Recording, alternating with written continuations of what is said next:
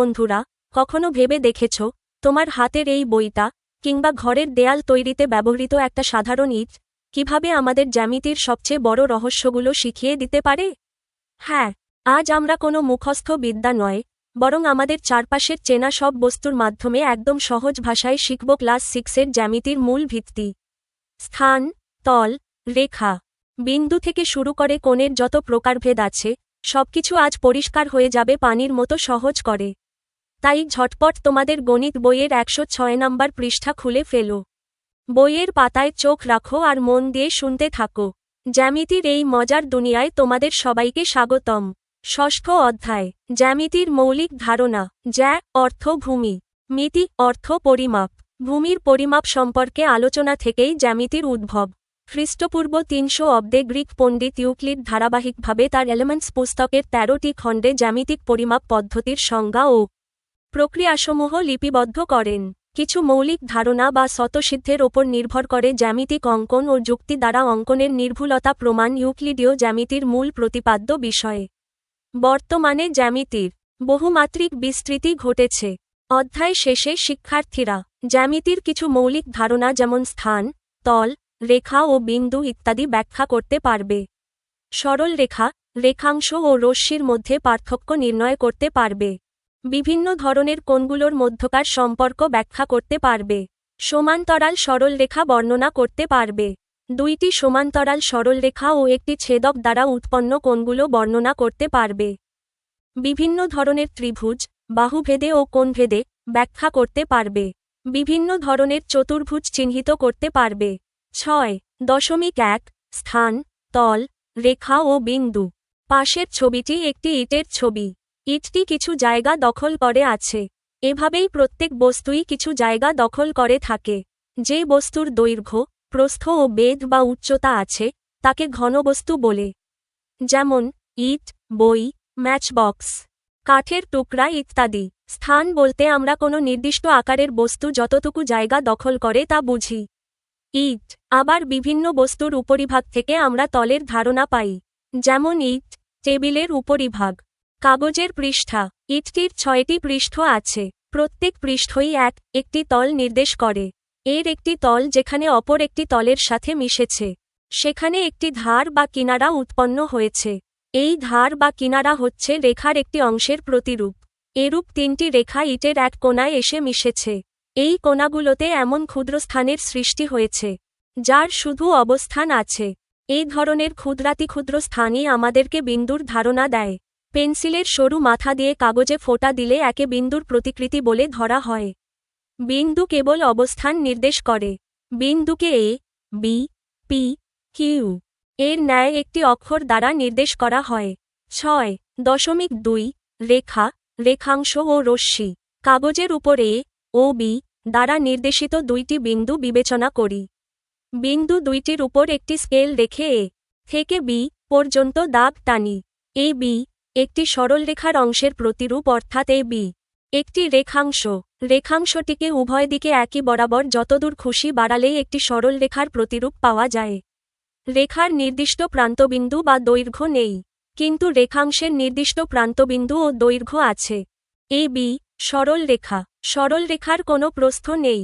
চিত্রে এ থেকে বি এর দিকে রেখাটির সীমাহীন অংশ একটি রশ্মি। এ কে এ বি রশ্মি বলা হয়। রেখা, রেখাংশ, রশ্মি। একটি রেখার নির্দিষ্ট দৈর্ঘ্য নেই। একটি রেখার প্রান্তবিন্দু নেই। এ বি সরল রেখা। রেখাংশের নির্দিষ্ট দৈর্ঘ্য আছে।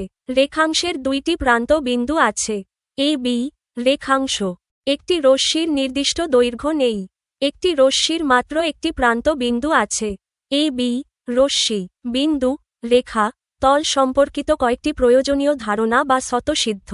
1. দুইটি বিন্দুর মধ্য দিয়ে একটি এবং কেবলমাত্র একটি সরলরেখা আঁকা যায়। 2. যেসব বিন্দু একই সরলরেখায় অবস্থান করে তাদেরকে সমরেখ বিন্দু বলা হয়। 3. একটি রেখাংশের দৈর্ঘ্যই তার প্রান্ত বিন্দুদ্বয়ের দূরত্ব। 4. প্রান্তবিন্দুদ্বয় ছাড়া রেখাংশের অন্য যেকোনো বিন্দুকে ওই রেখাংশের অন্তঃস্থ বিন্দু বলা হয়। পি আর রেখাংশের অন্তঃস্থ কোনো বিন্দু কিউ হলে P Q plus Q R সমান পি আর হবে। 5. একই সমতলে দুইটি রেখা একটি এবং কেবলমাত্র একটি বিন্দুতে পরস্পরকে ছেদ করতে পারে। 6. যদি দুইটি বিন্দু একই সমতলে অবস্থান করে, তবে তাদের সংযোগরেখা সম্পূর্ণভাবে ওই তলেই অবস্থান করে। কাজ 1. চিত্রে কয়টি রশ্মি রয়েছে? 2. রেখা, রেখাংশ ও রশ্মির মধ্যে পার্থক্য কি? ছবি এঁকে রেখা, রেখাংশ ও রশ্মি দেখাও। 3. একটি বাক্স এঁকে এর তল, রেখা, বিন্দুর প্রতিরূপ নির্দেশ করো। 4. তোমার খাতায় দুইটি বিন্দু নিয়ে একটি সরল রেখা আঁকো। নিচের কাজ অংশের প্রশ্নগুলোর উত্তর সুন্দরভাবে ধাপে ধাপে বুঝিয়ে দেওয়া হল। 1. চিত্রে কয়টি রশ্মি রয়েছে? প্রদত্ত প্রশ্নে দুটি চিত্র দেওয়া আছে। আমরা জানি রশ্মির একটি নির্দিষ্ট প্রান্তবিন্দু শুরু থাকে এবং অপর প্রান্তটি তীর চিহ্ন অসীম দ্বারা নির্দেশ করা হয়। চিত্রে উল্লেখিত বিন্দুগুলোর ওপর ভিত্তি করে রশ্মিগুলো নিচে চিহ্নিত করা হল। প্রথম চিত্র, কোণ টি থেকে প্রাপ্ত রশ্মি। এখানে টি একটি সাধারণ প্রান্তবিন্দু যেখান থেকে দুটি রশ্মি বের হয়েছে। টি এ রশ্মি বা টি এ বরাবর চলমান। টি বি রশ্মি বা টি এন বরাবর চলমান। দ্বিতীয় চিত্র, রেখাদ্বয়ের ছেদবিন্দু থেকে প্রাপ্ত রশ্মি। এখানে সরল রেখাগুলো পরস্পরকে ছেদ করেছে। আমরা প্রতিটি নির্দিষ্ট বিন্দুকে শুরুর বিন্দু, প্রান্তবিন্দু ধরে তার থেকে তীর চিহ্নের দিকে চলমান অংশগুলোকে রশ্মি হিসেবে গণনা করব। বি বিন্দু থেকে B C Rashmi, B A Rashmi, B D বা বি ই রশ্মি এবং বি ও রশ্মি। ই বিন্দু থেকে ই এফ রশ্মি, ই ও রশ্মি, ই ডি বা ই বি রশ্মি এবং ই থেকে ডানদিকের তীর চিহ্নের অংশ। অন্যান্য নির্দিষ্ট বিন্দু থেকে A D Rashmi, D A রশ্মি ইত্যাদি। সংক্ষিপ্ত উত্তর, জ্যামিতিক নামকরণের মূল নীতি অনুযায়ী যে কোনো বিন্দু থেকে শুরু করে অসীমের দিকে চলমান অংশই রশ্মি। চিত্র 1 এ স্পষ্ট দুইটি প্রধান রশ্মি টি এ ও টি বি রয়েছে। চিত্র 2 এ রেখাগুলো একে অপরকে ছেদ করায় এবং বিভিন্ন বিন্দু A B D E C O F থাকায় সেখান থেকে দিকভেদে 10টিরও বেশি রশ্মি অংশ খুঁজে পাওয়া সম্ভব, যেমন B C, B A, B O, B D, E F, E O, E D ইত্যাদি। 2. রেখা, রেখাংশ ও রশ্মির মধ্যে পার্থক্য কি? ছবি এঁকে রেখা, রেখাংশ ও রশ্মি দেখাও। বইয়ের তথ্যের আলোকে এদের মূল পার্থক্যগুলো নিচে ছক আকারে দেওয়া হল। বৈশিষ্ট্য, রেখা, লাইন, রেখাংশ, লাইন সেগমেন্ট, রশ্মি, রে। দৈর্ঘ্য, নির্দিষ্ট দৈর্ঘ্য নেই, নির্দিষ্ট দৈর্ঘ্য আছে, নির্দিষ্ট দৈর্ঘ্য নেই। প্রান্তবিন্দু, কোনো প্রান্তবিন্দু নেই, দুইটি প্রান্তবিন্দু আছে, মাত্র একটি প্রান্তবিন্দু আছে। বিস্তৃতি, উভয় দিকে যত খুশি বাড়ানো যায়, কোনো দিকেই বাড়ানো যায় না, একদিকে যত খুশি বাড়ানো যায়। চিত্রসহ উদাহরণ। 1. রেখা, উভয় দিকে তীর চিহ্ন এ বি, এ বি একটি সরল রেখা। 2. রেখাংশ, দুইটি নির্দিষ্ট প্রান্তবিন্দু এ বি, এ বি একটি রেখাংশ। 3. রশ্মি, একটি প্রান্তবিন্দু ও একটি তীর চিহ্ন এ বি, এ বি একটি রশ্মি। 3. একটি বাক্স এঁকে এর তল, রেখা, বিন্দুর প্রতিরূপ নির্দেশ করো। একটি ত্রিমাত্রিক বাক্স, ঘনবস্তু, নিচে এঁকে তার বিভিন্ন অংশ নির্দেশ করা হল। তল, সারফেস, বাক্সের উপরিভাগ বা পৃষ্ঠগুলো হল তল, যেমন ইএফজিএইচ, উপরের তল, এ বি সি ডি, নিচের তল, এ বি এফ ই। সামনের তল, একটি বাক্সে মোট 6টি তল থাকে। রেখা, ধার, এজ, যেখানে দুটি তল এসে মিশেছে, যেমন A B, B C, C D, D A, E F, F G, G H, H E, A E, B F, C G, D H. এগুলো রেখাংশের প্রতিরূপ। একটি বাক্সে 12টি ধার বা রেখা থাকে। বিন্দু, ভার্টেক্স, কোণা, বাক্সের কোণাগুলো হল বিন্দুর প্রতিরূপ, যেমন A B, C D, E F, G H. একটি বাক্সে মোট 8টি বিন্দু বা শীর্ষবিন্দু থাকে। 4.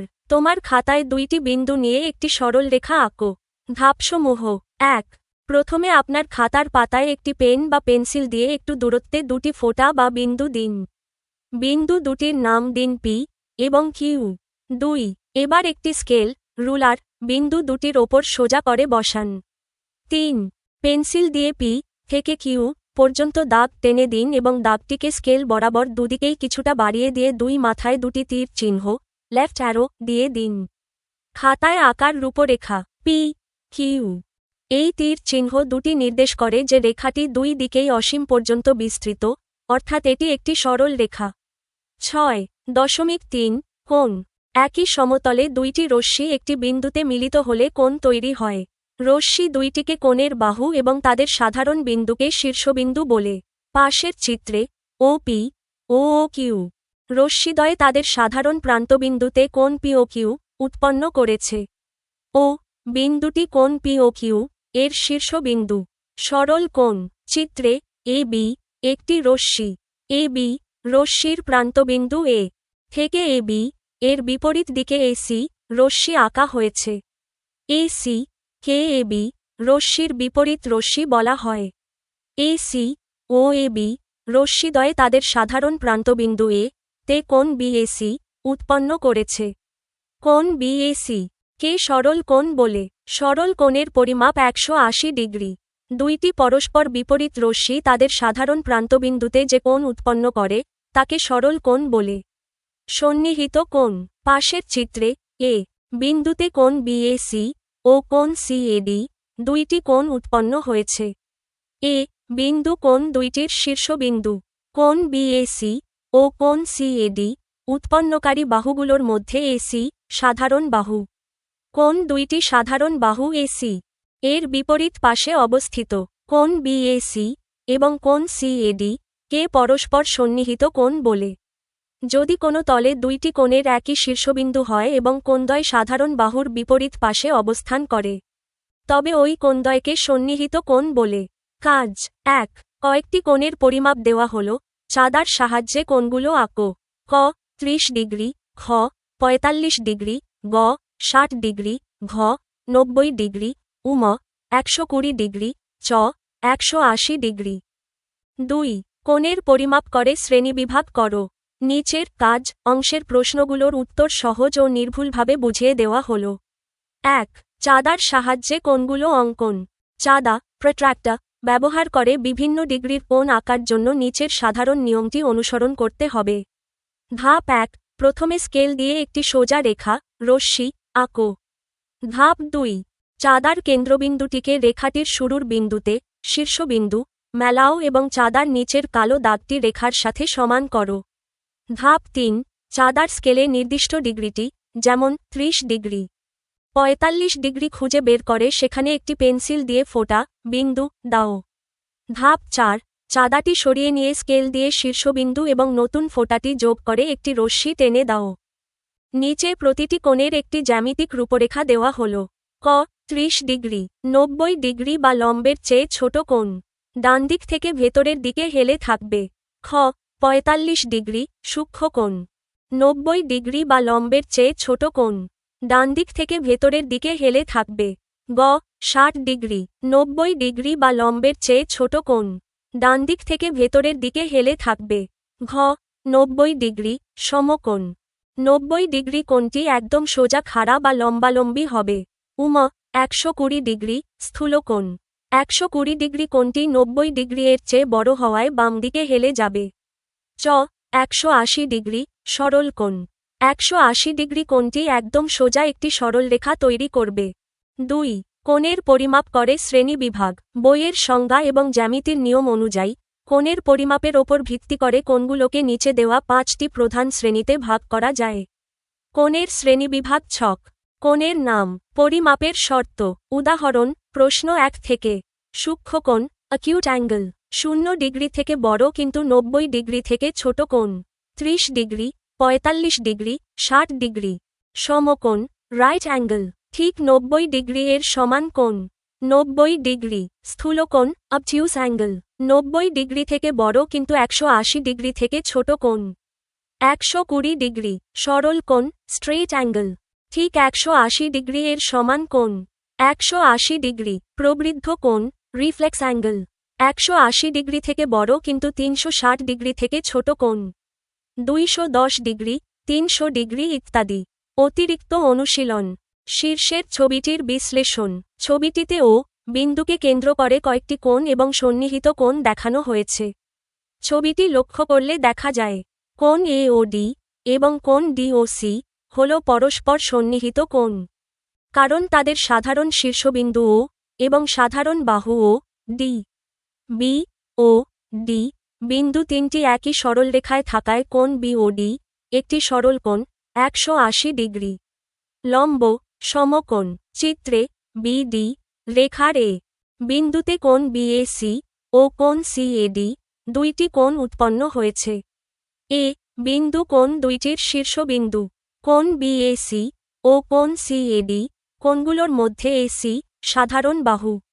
কোণ দুইটি সাধারণ বাহু এসি এর দুই পাশে অবস্থিত। কোণ বিএসি এবং কোণ সিএডি পরস্পর সমান হলে এদের প্রত্যেকটিকে সমকোণ বলে। আবার এডি ও এসি বাহুদ্বয় বা এবি ও এসি বাহুদ্বয়কে পরস্পরের উপর লম্ব বলে। যদি একই রেখার উপর অবস্থিত দুইটি সন্নিহিত কোণ পরস্পর সমান হয়, তবে কোণ দুইটির প্রত্যেকটি সমকোণ। সমকোণের বাহু দুইটি পরস্পরের উপর লম্ব। পূরক কোণ। পাশের চিত্রে কোণ এ ও বি একটি সমকোণ। ও সি রশ্মি কোণটির বাহুদ্বয়ের মধ্যে অবস্থিত, ফলে কোণ এ ও সি এবং কোণ সি ও বি এই দুইটি কোণ উৎপন্ন হল। কোণ দুইটির যোগফল কোণ এ ও বি এর সমান, অর্থাৎ 90 ডিগ্রি। কোণ এ ও সি এবং কোণ সি ও বি কোণ দুইটির একটি অপরটির পূরক কোণ। দুইটি কোণের যোগফল 90 ডিগ্রি হলে কোণ দুইটির একটি অপরটির পূরক কোণ। সম্পূরক কোণ। এ বি একটি সরলরেখার অন্তস্থ একটি বিন্দু। ও সি একটি রশ্মি যা ও এ রশ্মি ও বি রশ্মি থেকে ভিন্ন। এর ফলে কোণ এ ও সি এবং কোণ সি ও বি এই দুইটি কোণ উৎপন্ন হল। কোণ দুইটির যোগফল কোণ এ ও বি কোণের সমান, অর্থাৎ 180 ডিগ্রি, কেননা কোণ এ ও বি একটি সরল কোণ। আমরা বলি কোণ এ ও সি এবং কোণ সি ও বি কোণ দুইটির একটি অপরটির সম্পূরক কোণ, অথবা এরা পরস্পর সম্পূরক কোণ। দুইটি কোণের যোগফল 180 ডিগ্রি হলে কোণ দুইটির একটি অপরটির সম্পূরক কোণ। দুইটি কোণের যোগফল 90 ডিগ্রি হলে একটি অপরটির পূরক কোণ। দুইটি কোণের যোগফল 180 ডিগ্রি হলে কোণ দুইটির প্রত্যেকটি অপরটির সম্পূরক কোণ। দুইটি পরস্পর সম্পূরক কোণকে সন্নিহিত কোণ হিসেবে আঁকলে একটি সরলকোণ তৈরি হয়। বিপ্রতীপ কোণ। এ বি এবং সি ডি দুইটি সরল রেখা। এরা পরস্পর ও বিন্দুতে ছেদ করেছে, ফলে বিন্দুতে কোণ এ ও সি, কোণ সি ও বি, কোণ বি ও ডি এবং কোণ ডি ও এ চারটি কোণ উৎপন্ন হয়েছে। এদের প্রত্যেকের শীর্ষবিন্দু ও। এদের মধ্যে কোণ বি ও ডি ও কোণ এ ও সি কোণ দুইটির একটি অপরটির বিপ্রতীপ কোণ, অথবা এরা পরস্পর বিপ্রতীপ কোণ। আবার কোণ বি ও সি ও কোণ ডি ও এ কোণ দুইটির একটি অপরটির বিপ্রতীপ কোণ, অথবা এরা পরস্পর বিপ্রতীপ কোণ। রশ্মি হিসেবে দেখলে ও এ ও বি পরস্পর বিপরীত রশ্মি, কেননা এ ও বি বিন্দু তিনটি একই সরলরেখায় অবস্থিত। আবার ও সি ও ডি পরস্পর বিপরীত রশ্মি। শূন্য বিন্দুতে তৈরি চারটি কোণের যে কোনোটির বিপ্রতীপ কোণের বাহুদ্বয় মূল কোণের বাহুদ্বয়ের বিপরীত রশ্মিদ্বয়। কোনো কোণের বাহুদ্বয়ের বিপরীত রশ্মিদ্বয় যে কোণ তৈরি করে তা ওই কোণের বিপ্রতীপ কোণ। দুইটি সরলরেখা কোনো বিন্দুতে পরস্পরকে ছেদ করলে ছেদ বিন্দুতে দুই জোড়া পরস্পর বিপ্রতীপ কোণ উৎপন্ন হয়। একজোড়া পরস্পর বিপ্রতীপ কোণের বাহুগুলো দুইটি পরস্পরছেদী সরলরেখা তৈরি করে, যাদের ছেদবিন্দু প্রদত্ত কোণ যুগলের সাধারণ শীর্ষবিন্দু। লক্ষ্য করি, যে কোনো কোণ ও তার বিপ্রতীপ কোণের পরিমাপ সমান। কাজ 1। পাশের চিত্রে নির্দেশিত কোণগুলো পরিমাপ করো। কাজ 1-এর সমাধান। চিত্রে নির্দেশিত কোণগুলোর পরিমাপ ও বিশ্লেষণ। উপরে দেওয়া প্রধান চিত্রে তিনটি সরলরেখা এ বি সি ডি এবং এফ ই পরস্পর ও বিন্দুতে ছেদ করেছে। জ্যামিতির মূল নিয়ম এবং বিপ্রতীপ কোণের ভার্টিক্যালি অপোজিট অ্যাঙ্গেলস বৈশিষ্ট্য ব্যবহার করে আমরা এ বি এবং সি কোণগুলোর মধ্যকার সম্পর্ক ও পরিমাপ নিখুঁতভাবে নির্ণয় করতে পারি। 1. বিপ্রতীপ কোণের ধারণা থেকে সম্পর্ক নির্ণয়ে আমরা জানি দুইটি সরলরেখা পরস্পরকে ছেদ করলে উৎপন্ন বিপরীত কোণগুলো পরস্পর সমান হয়। চিত্রে লক্ষ্য করলে দেখা যায় এ বি এবং এ ফি সরলরেখা দুটি বিবেচনা করলে কোণ এ ও এফ যা এ কোণ এর ঠিক বিপরীত দিকে রয়েছে কোণ বি ও ই যা বি কোণ। সুতরাং এ সমান বি সি ডি এবং এ ফি সরলরেখা দুটি বিবেচনা করলে কোণ এফ ও ডাব্লিউ বা এই রেখার সাপেক্ষে অন্য কোণগুলোর বিপ্রতীপ জোড়া তৈরি হয়। একইভাবে এ বি এবং সি ডি সরলরেখার ছেদের কারণে কোণ এ ও সি এর বিপ্রতীপ কোণ হল কোণ বি ও ডি। 2. চাঁদার সাহায্যে সরাসরি পরিমাপ বইয়ের চিত্র অনুযায়ী শিক্ষার্থীরা যখন তাদের পাঠ্যবইয়ের এই পৃষ্ঠায় চাঁদা প্রট্রাক্টর বসিয়ে সরাসরি কোণগুলো মেপে দেখবে তখন তারা নিচের মানগুলো পাবে বইয়ের স্ট্যান্ডার্ড প্রিন্টিং কোণ অনুযায়ী। এ কোণের পরিমাপ কোণ এ ও এফ প্রায় 52 ডিগ্রি থেকে 55 ডিগ্রি ধরে নিই 55 ডিগ্রি। বি কোণের পরিমাপ কোণ বি ও ই এ টি এ কোণের বিপ্রতীপ হওয়া এর মানও হবে ঠিক সমান অর্থাৎ 55 ডিগ্রি। সি কোণের পরিমাপ কোণ সি ও ই চাঁদা দিয়ে মেপে দেখা যাবে এর মান প্রায় 70 ডিগ্রি। 3. জ্যামিতিক প্রমাণের সাহায্যে যাচাই ক্রস চেক আমরা জানি একটি সরলরেখার একপাশে মোট 180 ডিগ্রি বা এক সরলকোণ তৈরি হয়। চিত্রে নিচের অংশটি লক্ষ্য করি যেখানে এ বি একটি সোজা সরল রেখা তাহলে এ বি রেখার নিচের দিকের কোণ তিনটির যোগফল হবে 180 ডিগ্রি। কোণ এ ও সি প্লাস কোণ সি ও ই সি প্লাস কোণ বি ও ই বি সমান 180 ডিগ্রি। যদি আপনি চাঁদা দিয়ে নিখুঁতভাবে মাপেন তবে দেখতে পাবেন যে এই তিনটি কোণের সমষ্টি সর্বদা 180 ডিগ্রি পূর্ণ করছে। শিক্ষার্থীদের জন্য টিপস শ্রেণীকক্ষে বা খাতায় করার সময় চাঁদার কেন্দ্রবিন্দুটি ঠিক ও বিন্দুতে বসিয়ে ও এ রেখাকে 0 ডিগ্রি ধরে এ কোণটি মেপে নাও। এরপর ঠিক একইভাবে উল্টো করে বি এবং সি কোণ মেপে খাতায় ছক আকারে লিখে ফেলো। উপপাদ্য 1 একটি সরলরেখার একটি বিন্দুতে অপর একটি রশ্মি মিলিত হলে যে দুইটি সন্নিহিত কোণ উৎপন্ন হয় তাদের সমষ্টি 2 সমকোণ। মনে করি এ বি সরলরেখাটির ও বিন্দুতে ও সি রশ্মির প্রান্তবিন্দু মিলিত হয়েছে ফলে কোণ এ ও সি ও কোণ সি ও বি দুইটি সন্নিহিত কোণ উৎপন্ন হল। প্রমাণ করতে হবে যে কোণ এ ও সি প্লাস কোণ সি ও বি সমান 2 সমকোণ। এ বি রেখার উপর ডি ও লম্ব আঁকি। কোণ এ ও সি প্লাস কোণ সি ও বি সমান কোণ এ ও ডি প্লাস কোণ ডি ও সি প্লাস কোণ সি ও বি সমান কোণ এ ও ডি প্লাস কোণ ডি ও বি যেহেতু কোণ ডি ও সি প্লাস কোণ সি ও বি সমান কোণ ডি ও বি সমান 2 সমকোণ যেহেতু কোণ এ ও ডি ও কোণ ডি ও বি এর প্রত্যেকে এক সমকোণ। প্রমাণিত উপপাদ্য 2 দুইটি সরলরেখা পরস্পর ছেদ করলে উৎপন্ন বিপ্রতীপ কোণগুলো পরস্পর সমান। মনে করি A B O C D রেখাদ্বয় পরস্পর 0 বিন্দুতে ছেদ করেছে ফলে বিন্দুতে কোণ এ ও সি কোণ সি ও বি কোণ বি ও ডি এল এ ও ডি কোণ উৎপন্ন হয়েছে। প্রমাণ করতে হবে যে কোণ এ ও সি সমান বিপ্রতীপ কোণ বি ও ডি এবং কোণ সি ও বি সমান বিপ্রতীপ কোণ এ ও ডি আই ও এ রশ্মির 0 বিন্দুতে সি ডি রেখা মিলিত হয়েছে। এল এ ও সি প্লাস এল এ ও ডি সমান এক সরলকোণ 2 সমকোণ। উপপাদ্য 1 আবার ও ডি রশ্মির বিন্দুতে এ বি রেখা মিলিত হয়েছে কোলন ডট কোণ এ ও ডি প্লাস কোণ বি ও ডি সমান এক সরলকোণ 2 সমকোণ। উপপাদ্য 1 সুতরাং কোণ এ ও সি প্লাস কোণ এ ও ডি সমান কোণ এ ও ডি প্লাস কোণ বি ও ডি এল এ ও সি সমান কোণ বি ও ডি উভয় পক্ষ থেকে কোণ এ ও ডি বাদ দিয়ে অনুরূপে দেখানো যায় কোণ সি ও বি সমান কোণ এ ও ডি। প্রমাণিত। 6.4 সমান্তরাল রেখা একই সমতলে অবস্থিত দুইটি সরলরেখা একে অপরকে ছেদ না করলে তাদেরকে সমান্তরাল সরলরেখা বলে। দুইটি সরলরেখার একটির যেকোনো দুইটি বিন্দু থেকে অপরটির লম্ব দূরত্ব পরস্পর সমান হলে এরা সমান্তরাল। দুইটি সমান্তরাল সরলরেখা কখনো পরস্পরকে ছেদ করে না। লম্ব দূরত্বের সাহায্যে সমান্তরাল সরলরেখার ব্যাখ্যা। উপরের চিত্রে এ বি এবং সি ডি দুইটি পরস্পর সমান্তরাল সরলরেখা। এ বি সরলরেখার এল, পি, আর বিন্দুগুলো থেকে সি ডি সরলরেখার উপর চাঁদার সাহায্যে যথাক্রমে এল, এম, পি, কিউ, আর এন লম্ব আঁকা হয়েছে। রুলারের সাহায্যে মাপলে দেখা যাবে এল, এম, পি, কিউ, আর এন এর প্রত্যেকের দৈর্ঘ্য সমান। অন্য কোনো লম্বের দৈর্ঘ্যও একই হবে।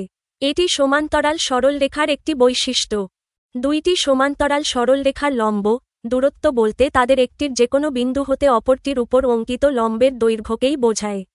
লক্ষ্য করি, কোনো নির্দিষ্ট সরলরেখার উপর অবস্থিত নয় এরূপ বিন্দুর মধ্য দিয়ে ওই সরলরেখার সমান্তরাল করে একটি মাত্র সরলরেখা আঁকা যায়। একান্তর কোণ, অনুরূপ কোণ, ছেদকের একই পার্শ্বস্থ অন্তঃস্থ কোণ। উপরের চিত্রে A B O C D দুইটি সমান্তরাল সরলরেখা এবং ইএফ সরলরেখা সেগুলাকে দুইটি বিন্দু পি ও কিউ তে ছেদ করেছে। ইএফ সরলরেখা A B O C D সরলরেখাদ্বয়ের ছেদক। ছেদকটি A B O C D. সরলরেখা দুইটির সাথে কোণ 1, কোণ 2, কোণ 3, কোণ 4, কোণ 5, কোণ 6, কোণ 7, কোণ 8 মোট 8টি কোণ তৈরি করেছে। এই কোণগুলোর মধ্যে ক কোণ 1 এবং কোণ 5, কোণ 2 এবং কোণ 6, কোণ 3 এবং কোণ 7, কোণ 4 এবং কোণ 4 পরস্পর অনুরূপ কোণ।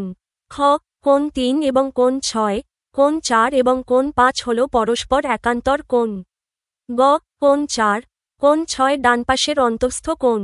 ঘ কোণ 3, কোণ 5 বামপাশের অন্তঃস্থ কোণ। চাঁদার সাহায্যে মেপে দেখি যে অনুরূপ কোণগুলো পরস্পর সমান। আরও মেপে দেখি যে একান্তর কোণগুলোও পরস্পর সমান। এগুলো সমান্তরাল রেখার বিশেষ ধর্ম। কাজ 1 নিচের চিত্রে A B O C D পরস্পর সমান্তরাল। চিত্রে এ বি সি ডি এর মান কত? কাজ 1 এর সমাধান। এ বি সি ডি এর মান নির্ণয়। চিত্রে দুটি সমান্তরাল সরলরেখা এ বি এবং সি ডি কে একটি তির্যক রেখা ছেদক ছেদ করেছে। ছেদকের উপরের অংশে একটি কোণের মান দেওয়া আছে 60 ডিগ্রি। জ্যামিতির নিয়ম বিপ্রতীপ কোণ, একান্তর কোণ, অনুরূপ কোণ ও সরল কোণ ব্যবহার করে আমরা বাকি কোণগুলোর মান খুব সহজেই বের করতে পারি। 1 এ এর মান নির্ণয় একান্তর কোণ বা বিপ্রতীপ কোণের সাহায্যে। ধাপ 1 চিত্রে দেওয়া 60 ডিগ্রি কোণটির ঠিক বিপরীত পাশের কোণটি বিপ্রতীপ কোণ হবে 60 ডিগ্রি। ধাপ 2 আবার আমরা জানি দুটি সমান্তরাল রেখার একান্তর কোণগুলো পরস্পর সমান হয়। এখানে ছেদকের ভেতরের বিপরীত পাশে থাকা এ কোণটি ওই বিপ্রতীপ কোণের একান্তর কোণ। অথবা সরাসরি বলা যায় ছেদকের বাইরের 60 ডিগ্রি কোণ এবং ভেতরের এ কোণটি পরস্পর অনুরূপ কোণ, কারণ এরা ছেদকের একই পাশে এবং সমান্তরাল রেখার একই অবস্থানে আছে। সুতরাং এ সমান 60 ডিগ্রি। 2 বি এর মান নির্ণয় অনুরূপ কোণের সাহায্যে। আমরা জানি দুটি সমান্তরাল রেখাকে একটি রেখা ছেদ করলে অনুরূপ কোণগুলো পরস্পর সমান হয়। চিত্রে লক্ষ্য করলে দেখা যায় একদম ওপরে ডানপাশে থাকা 60 ডিগ্রি কোণ এবং নিচে ছেদকের ডানপাশে থাকা বি কোণটি পরস্পর অনুরূপ কোণ। সুতরাং বি সমান 60 ডিগ্রি। 3 সি এর মান নির্ণয় সরল কোণের সাহায্যে। আমরা জানি একটি সরলরেখার উপর উৎপন্ন কোণগুলোর সমষ্টি সর্বদা 180 ডিগ্রি, এক সরলকোণ বা 2 সমকোণ। এখানে নিচে সি ডি সরলরেখার উপর সি এবং বি কোণ দুটি মিলে একটি সরলকোণ তৈরি করেছে। অর্থাৎ সি প্লাস বি সমান 180 ডিগ্রি, বা সি প্লাস 60 ডিগ্রি সমান 180 ডিগ্রি, বা সি সমান 180 ডিগ্রি মাইনাস 60 ডিগ্রি। সুতরাং সি সমান 120 ডিগ্রি। 4 ডি এর মান নির্ণয় বিপ্রতীপ কোণ বা একান্তর কোণের সাহায্যে। নিয়ম 1 বিপ্রতীপ কোণ। চিত্রে সি এবং ডি কোণ দুটি পরস্পর বিপ্রতীপ মুখোমুখি কোণ। আমরা জানি বিপ্রতীপ কোণগুলো পরস্পর সমান। যেহেতু সি সমান 120 ডিগ্রি, তাই ডি সমান 120 ডিগ্রি। নিয়ম 2 অন্তঃস্থ কোণ। আমরা জানি ছেদকের একই পার্শ্বস্থ অন্তঃস্থ কোণদ্বয়ের সমষ্টি 180 ডিগ্রি হয়। এখানে এ এবং ডি একই পাশের অন্তঃস্থ কোণ। সুতরাং a প্লাস d সমান 180 ডিগ্রি, বা 60 ডিগ্রি প্লাস d সমান 180 ডিগ্রি। সুতরাং d সমান 120 ডিগ্রি। এক নজরে চূড়ান্ত উত্তর। a সমান 60 ডিগ্রি, অনুরূপ কোণ।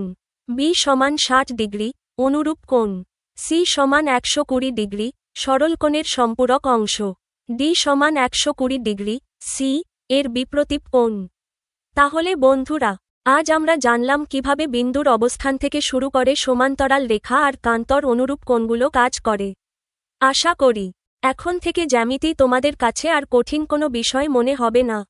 আমাদের এই আয়োজনের মূল লক্ষ্যই হল কোনো গাইড বই বা মুখস্থ নির্ভরতা ছাড়াই তোমরা যেন নিজেদের মেধা দিয়ে আনন্দের সাথে প্রতিটি বিষয় শিখতে পারো। আজকের ক্লাসে তোমাদের কোনো অংশে বুঝতে সমস্যা হলে বা আমাদের কোনো ভুল ত্রুটি চোখে পড়লে তার ঝটপট নিচে কমেন্ট করে আমাদের জানিয়ে দাও।